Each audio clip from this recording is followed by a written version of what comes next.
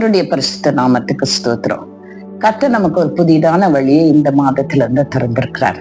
நம்ம ஒவ்வொரு வசனம் நமக்கு என்ன சொல்லுதுன்னு நாம தியானிப்போம். சரியா? இன்னைக்கு நான் எடுத்திருக்கிற வசனம் பரியாசக்காரன் அதில் எடுத்திருக்கேன்.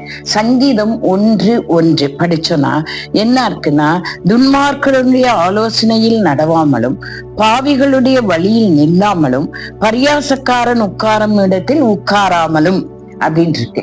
சரி, அந்த பரியாசக்காரன்னா யாரு அப்படின்னு நான் சின்ன பிள்ளையில நினைச்சப்போ நான் நினைச்சேன், எப்பவும் பரியாசக்காரனா ஜோக் அடிச்சு ரொம்ப சிரிச்சு கும்பலா இருக்கவங்க, அவங்க கூட நாம உட்காரக்கூடாது அப்படின்னு நினைச்சேன். அப்புறம் எனக்கு கொஞ்சம் கொஞ்சமா என்னுடைய மன வளர்ச்சி, என்னோட மெச்சூரிட்டி அதிகமாகும் போது, காலேஜ்ல எல்லாம் படிக்கும்போது சினிமா பார்க்க போறவங்க, அப்புறம் சிற்றின்பத்துல இருக்கிறவங்க, வெளியில ஜாலியா இருக்கவங்க, கேலி பண்ணி சிரிக்கிறவங்க, அவங்கதான் பரிகாசம் பண்றாங்கன்னு சொல்லுவோம் இல்லையா, அந்த மாதிரி பரிகாசக்காரர்கள்னு நான் நினைச்சேன்.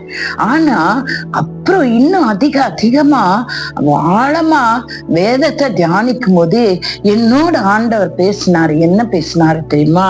நீதிமொழிகள் 21:24, நீதிமொழிகள் 21ஆம் அதிகாரம் 24ஆம் வசனத்தின் மூலம் ஆண்டவர் பரியாசக்காரன் யாரு என்று எனக்கு சொல்லி கொடுத்தாரு. அதை நான் இன்னைக்கு உங்களுக்கு சொல்லி கொடுக்கிறேன். நிறைய பேருக்கு அது தெரிஞ்சிருக்கலாம், ஆனா நிறைய பேருக்கு அது தெரியல. பரியாசக்காரன் என்றால் என்ன? நம்ம பாட்டுக்கு சங்கீதத்தை 1:1 முதல் வசனத்தை வாசிச்சுட்டு போயிடுவோம். ஆனா நம்ம பரியாசக்காரரோடு இருக்கிறோமா இல்லையா என்று தெரியல. ஏன்னா நமக்கு யாரு பரிகாசக்காரங்கள் அப்படின்னு தெரியாதனால. ஆனா பைபிள் அதையும் அழகா சொல்லி கொடுக்குதுங்க.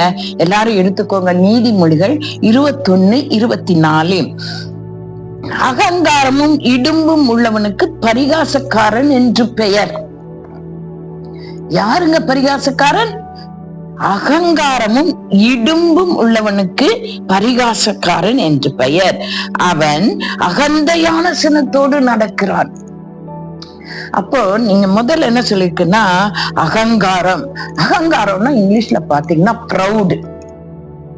யார் ரொம்ப பெருமையா இருக்காங்கல்ல, தங்களுடைய வாழ்க்கை நினைச்சு தாங்கதான் எல்லாம் சாதிச்சிட்ட மாதிரி ஒரு ஓவர் பெருமையா இருப்பாங்க. தனக்கு நிகர் யாருமே இல்லைன்னு இருப்பாங்க. அவங்க தாங்க அகங்காரம் கொண்டவங்க. அவங்க தான் ப்ரௌடு பீப்புள். அவங்க கூட நம்ம இருக்கக்கூடாது. ரெண்டாவது என்ன சொல்லுதுன்னா, இடும்பு உள்ளவனுக்கு, ஹாட்டி அப்படின்னு இங்கிலீஷ்ல சொல்லுது.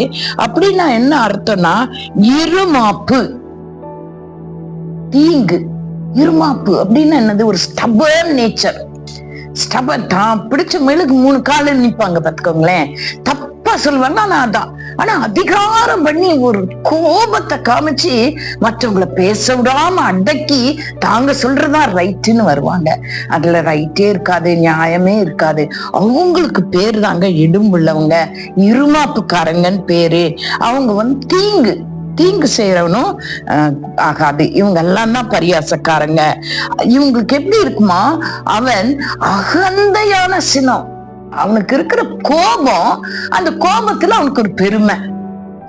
கவனிச்சு பார்த்திருக்கீங்களா? சிலரெல்லாம் நம்மளோட பழகிறவங்களை நீங்க பார்த்தீங்கன்னா, நம்ம ஆபீஸ்லயும் சரி, வீட்டுலயும் சரி, நம்ம ஃப்ரெண்ட்ஸோடயும் சரி, சிலர் இருப்பாங்க ரொம்ப கோபம். அப்படியே எல்லாரையும் தங்க கோபத்தை எதை வாயை தந்தாலும் அடுத்தவங்களை பேச விடாம அவங்க கோபத்தை காட்டி அடக்கிடுவாங்க. அவங்களுக்குள்ள ஒரு பெருமை, எல்லாத்தையும் அடக்கிடுவேன், என்னால சாதிக்க முடியாது, ஒண்ணும் இல்லைன்னு வாங்க.